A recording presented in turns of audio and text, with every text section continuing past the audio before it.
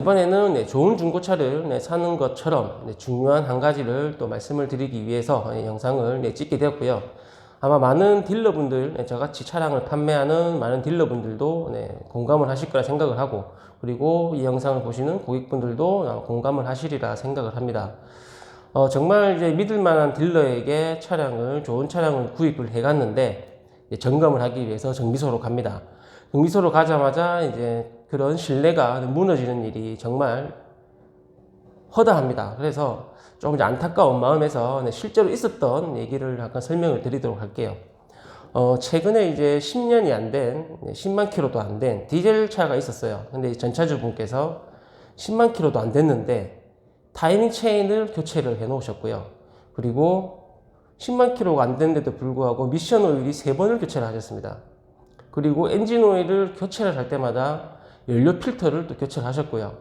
그래서 정말 많은 정성을 들여서 타시던 차량을 제가 매입을 하게 됐었는데, 그 차량을 또 정비 이력까지 꼼꼼히 다 기록을 다 해 놓으셨어요.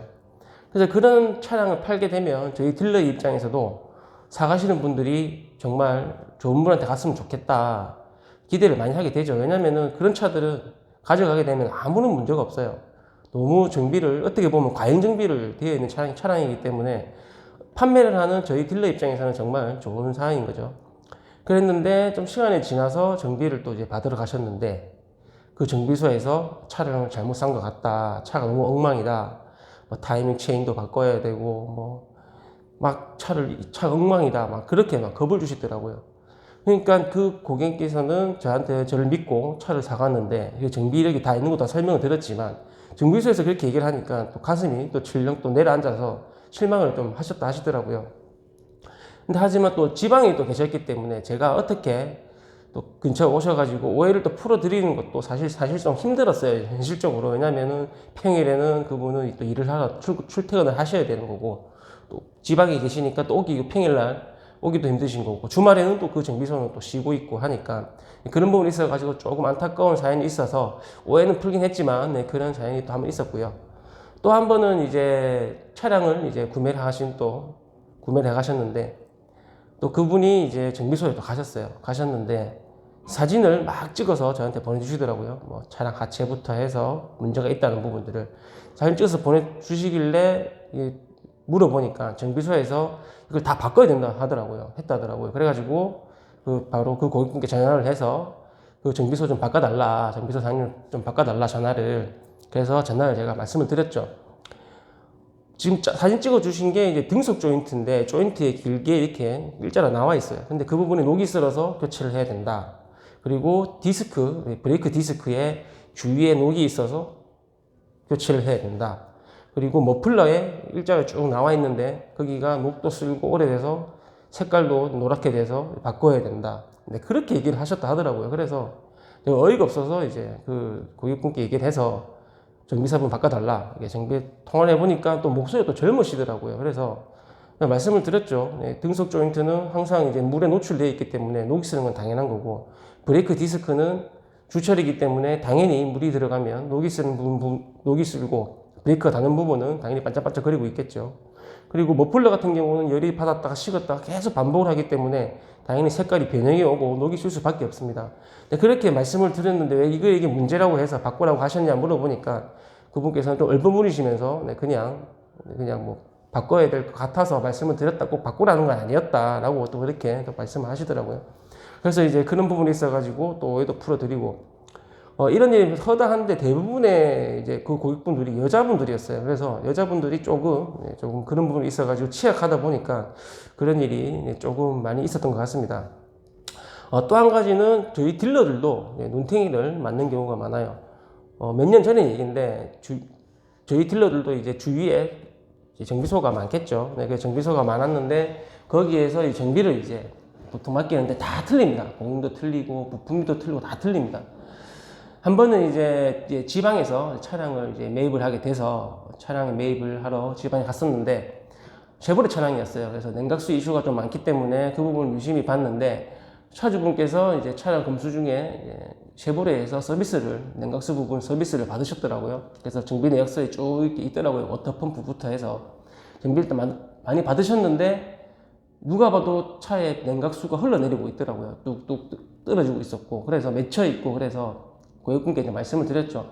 1년 전에 정비를 받으셨지만, 이제 저희가 이 상태에서 차량을 가져가게 되면, 성능장에서 냉각수 부위에서 이제 성능지에서 불량이라고 찍을 것 같고, 문제가 좀 될 수도 있다.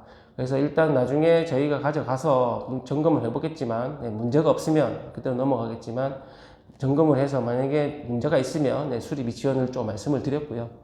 그래서 정비를 이제 한번 맡겼습니다. 네, 그래서 냉각수 부분에 정비를 맡기기 위해서 맡겼는데, 이제 정확하게 어느 부위가 새는지를 확인을 해야 되기 때문에 정비소에서 세척을 한번 해서 와달라 해서 세척을 해서 이제 정비소에 이제 맡겨드렸죠. 그 사이에 저는 이제 뭐 또 맡기고 지켜볼 수는 없습니다. 왜냐면은 좀 다른 일을 또 해야 되니까. 그래서 막 다른 일을 하면서 왔다 갔다 하면서 광택 또 맡기고 이것저것 하면서 시간을 보내고 있었는데, 뭐 한 반나절 가까이 지나다 보니까 전화가 와서 찾아가라 하시더라고요. 그래서 수리비는 한 30만 원 정도 나왔다. 그래서 수리비를 30만 원 지불을 하고 차량을 다시 상품화를 시키고 성능도 받고 해서, 나중에 이제 본네트를 이제 영상 촬영을 해서, 저는 유튜브로서 영상 촬영을 하니까 본네트를 열었는데 부품들이 그대로인 거예요. 그래서 저는 이제 차를 이렇게 모르는 편은 아닙니다. 그 정비사분께서는, 사장님께서는 제가 어느 정도 제 차에 대해서 지식이 있는지 모르시니까 네, 그럴 수도 있는데, 부품들이 그대로인 거예요. 그래서 이거는 바꾼 게 아닌데 바꿨다고 할 만한 사유가 많았습니다. 뭐 흔적들이 있고, 부품도 보면 냉각수 탱크라든지 라인을 보면 알 수가 있거든요. 왜냐면 제가 차를 검수했기 때문에 제가 더 잘 압니다. 그래서 좀 그동안 계속 거래를 해왔는데 조금 섭섭하더라고요. 근데 하지만 그걸 또 어떻게 대놓고 또 말씀을 못 드리니까, 그냥 저는 그냥 뭐 좋은 기회로 해서 돈 주고 배웠다 생각을 해서 이제 그런 일도 있었고요. 그래서 모든 이제 정비사분들이 다 그런 건 아닙니다. 주위에 뭐 이렇게 양심적으로 정확한 진단으로 하시는 분들도 정말 많아요. 근데 모든 분들이 그렇다는 건 아니니까 꼭 그 중에 하나만 그런 분들이 꼭 간혹 한 번씩은 있습니다. 그래서 또 정비사를 선택하는 부분도 정말 중요하고요. 그리고 또 한 가지는 이제 오진단입니다. 이제 진단을 말 그대로 잘 못하는 경우죠. 차량을 출고해서도 오진단이 간혹 있었고요. 그다음에 제가 또 매입할 때도 그런 경우도 있었습니다. 매입 시에는 어떤 일이 있었냐면, 이제 지방에 차량을 매입을 하러 갔는데 터보 차량이었어요. 근데 그 차량을 저한테 파시기로 하셨던 차주분께서 차량을 수리를 하기 위해서 정비소를 엄청 많이 다니셨더라고요. 어느 정도까지 수리를 했냐면 엔진 헤드까지 뜯어가지고 교체를 할 정도였습니다. 근데 그렇게 해도 수리를 못 하셨다 하시더라고요. 못 잡았다 하시더라고요. 그래서 그 고객분께서 하시는 말씀이 터보 쪽에 문제가 있는 것 같다. 그래서 터보를 교체를 하면 괜찮아질 것 같다고 말씀하시더라고요. 그래서 잘 알겠습니다 하고 차량을 이제 가지고 와서 매입을 해서 정비소에 맡겼습니다. 지금은 이제 바뀌었죠. 정비소가 거래하는 지금 정비소에 맡겼는데, 저는 터보가 문제가 있다 해서 말씀을 드렸고, 경고등도 떠 있는 상태고, 그렇게 해서 그 정비소 사장님께 말씀을 드리고 맡기고 왔는데, 한 10분 지나더니 전화가 오시더라고요. 차를 찾아가라고. 그래서 이게 무슨 말이냐, 터보 교체하는데 무슨 10분 만에 정비가 끝이 나냐 이렇게 물어보니까, 그 전에 이제 정비를 하면서 조립이 불량이라고 합니다. 그래서 뭐 헤드 뜯고 이제 많은 정비 과정이 있었는데, 그 과정 중에서 조립을 잘못하다 보니까 엔진에 경고등이 떠가지고 문제가 됐었던 거라고 하시더라고요. 그래서 정비하시는 사장님께서 하시는 말씀이, 사실 이거 돈 받기도 뭐한데, 근데 이것도 기술이기 때문에 기술료만 받겠다 해서 5만 원에 수리를 끝낸 경우도 있었고요. 또 한 번은 또 이제 고객분이셨습니다. 차량을 출고하신 고객분이셨는데, 차량을 K5 하이브리드 차량이었어요. 예전 구형 K5 하이브리드 차량인데 정말 차량 상태가 괜찮았습니다. 주행거리도 뭐 13만 킬로 정도 됐었고요.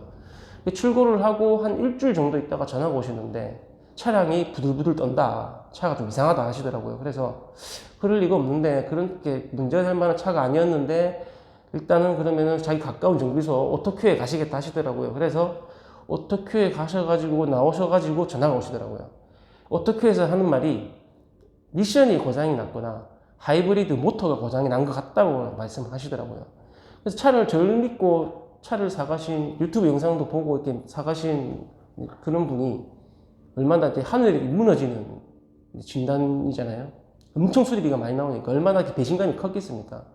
그래서 일단은 그 손님께서 정비를 성능 보증으로 일단은 한번 가보겠다 하시더라고요. 그래서 성능 보증 접수를 시켜드리고 성능 보증을 받으러 정비소에 갔는데 거기서 하는 말이 변속기 고장은 아니다, 미션 고장은 아니다, 하이브리드 모터가 고장이다. 그래서 이 차량은 성능 보증해 줄 수가 없다 하니까 손님이 이제 차를 사가신 고객분이 난리가 난 거죠. 얼마나 이제 배신감이 들겠습니까? 그래서 욕도 하시고요, 막 쌍욕도 하시고요, 막. 그래서 그러지 마시고 제가 거래하는 정비소가 있으니까 거기 가서 한번 진단 한번 받아보자 해서 말씀드린 거기에 제가 진단을 부탁을 드리고 정비소에 입고를 시켰죠.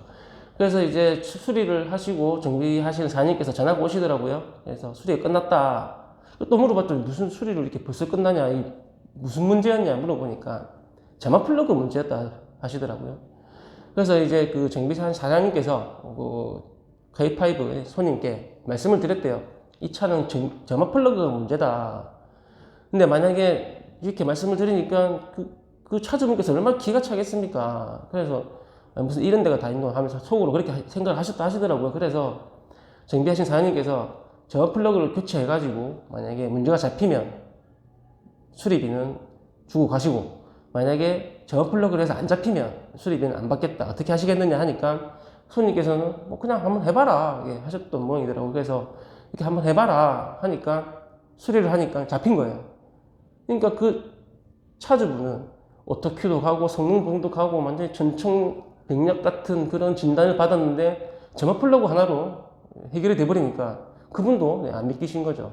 그래서 그만큼 진단이 정말 중요하고요. 그래서 지금 그 고객분도 지금도 좀 거리가 멀지만 거래를 하는 걸로 알고 있습니다. 또 한 번은 이제 수출 차량이었습니다. 이제 수출한 차량들은 보통 대부분이 좀 있거든요. 딜러들은 잘 알아요. 수출이 나가던 차량인데 안 나가고 다시 들어온 그런 차량이었던 것 같습니다. 그래서 주행거리도 많고요. 20만 킬로 가까이 됐으니까. 제가 차를 검수를 하고 있는데 차 정말 깨끗해요. 디젤 차량인데 누유도 한 방울도 없었고 관리 잘한 차량들은 누유가 없거든요. 그래서 이 차량은 괜찮겠다 해서 이제 악셀을 밟아보니까 적정 RPM에서 어떤 구간에서 체인이 떠는 듯한 소리가, 체인이 갈리는 듯한 소리가 적정 RPM에서만 일어나더라고요. 그래서 이게 이래서 이런 소리 때문에 수출이 안 나갔구나 해서 이 차량을 매입을 해서 싸게 매입을 했겠죠. 문제가 있는 차량이었으니까 매입을 해서 이제 또 다시 이제 제가 거래하는 정비소 사장님이 또 맡겼죠. 또 맡기고 나니까 뭐 하루 정도 지나고 나니까 차를 찾아가라 하시더라고요. 그래서 뭐가 문제냐 또 물어보니까 우리 그 브라켓이 많습니다. 엔진룸 안에는 뭐 연료가 지나가는 브라켓, 뭐 전선을 잡아주는 브라켓. 이제 연료 같은 경우는 디젤이다 보니까 쇠로 되어 있죠. 쇠를 잡아주는 브라켓인데 그 브라켓이 떨었다 하더라고요. 그래서 적정 RPM만 되면 진동에 의해서 그 브라켓이 떨어서 꼭 체인이 갈리는 소리가 났었습니다. 그래서 그 브라켓이 부품비가 뭐 한 몇천 원 했어요.